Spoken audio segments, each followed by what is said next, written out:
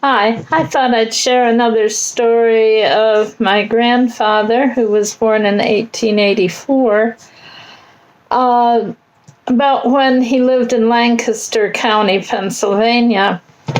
He had gotten acquainted with a group of neighborhood boys, and although they didn't have a whole lot of free time, when they did, they always had a good time together. Well, one time they just could not think of anything fun to do. And as they were talking about a neighbor of theirs who was a farmer and who was a really mean man and very mean to his animals. And they thought, it'd be fun to play a trick on him and just make his life miserable, because he makes his animals' lives miserable. And it's just not right. So they thought, and they thought, and they thought, and finally they came up with a plan. They would wait until nighttime, and then they would go and dismantle his wagon and carry it up to the barn roof and put it together up there. And they giggled and laughed about how funny it would be when he came out in the morning to do his chores and his wagon was nowhere to be seen. And then when he did see it, it would be clear up on top of his barn roof. And so they decided they would do it that very night. Well, they all went to bed, each in their own homes, but they didn't go to sleep. They very quietly waited until everybody else was asleep. And then they tiptoed down the stairs and out the door and met at a designated spot. Now, each one had brought some tools with him, and they quietly went to the man's farm. Now, because the man was so mean to his animals, even the dog was just too tired and weak to bark when they came onto his property. He raised his head and then put it down again and continued sleeping. Now, taking that wagon apart was a little harder than those boys thought it was going to be. And before long, they were wondering if they'd had such a good idea or not. But they kept thinking about how mean that man was and how he deserved to get taught a lesson. So that spurred them on to do the dastardly deed.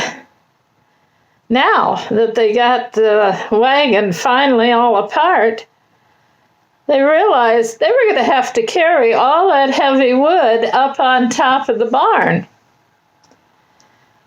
And they thought, well, should we? Or should we just scatter it out here in the yard? And the one who had thought up the plan said, oh, no, we've got to do what we originally came here to do. We have got to put it all together up there. And he pointed to the barn roof. So the boys hauled everything up, and it was so hard, and they were so tired by the time they got everything up to the top of the barn. But true to their word, they put it together up there.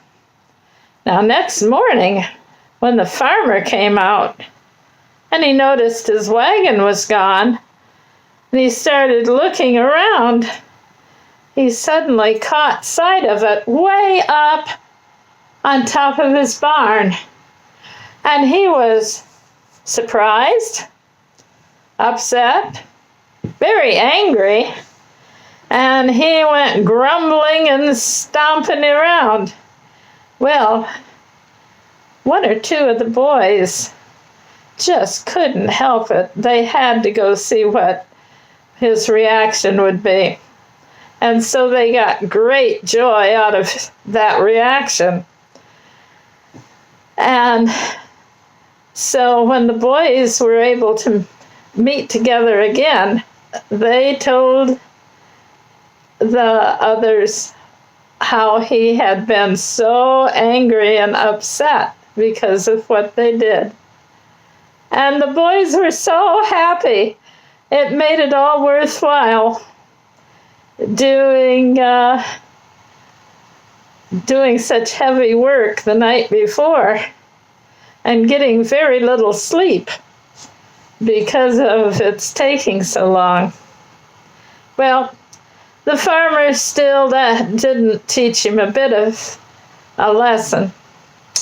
So the boys decided they were going to have to do something else. Now, Ed was very, very good artist. He ended up going to an artist school, in fact, but that was when he was older. He was a good artist, and so he got the idea, hey, you know what? It's supposed to be a full moon tonight. Why don't we go back and I will paint with some lime. I'll paint all the bones of his old horse. And so they thought that was a great idea. And Ed got the bucket of lime ready and a paintbrush. And that night, they again waited till everyone was asleep and tiptoed out of their houses and met at their designated spot and went over to that mean farmer's house. And just so happened that horse was just standing there in the corral, just with his head down and looking very dejected. And so Ed kind of petted him, and then he started painting his backbone and his hips and his legs and his front legs and his neck, all the little vertebrae, and his skull. And it really looked quite nice in the moonlight. And the boys quickly left after Ed was finished.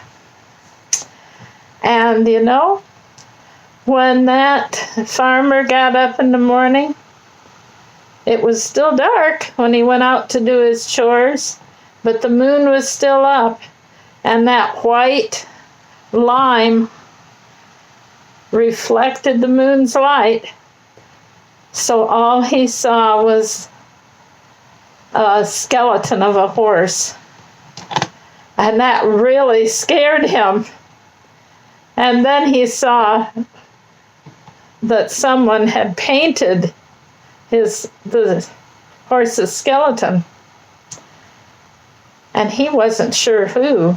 And he thought, oh, I wonder if the people in the neighborhood and in the town are out to get me because I don't treat my animals right. And he thought about that, and he worried about that. And he decided that he was going to have to start feeding his animals more. and treating them better. And pretty soon,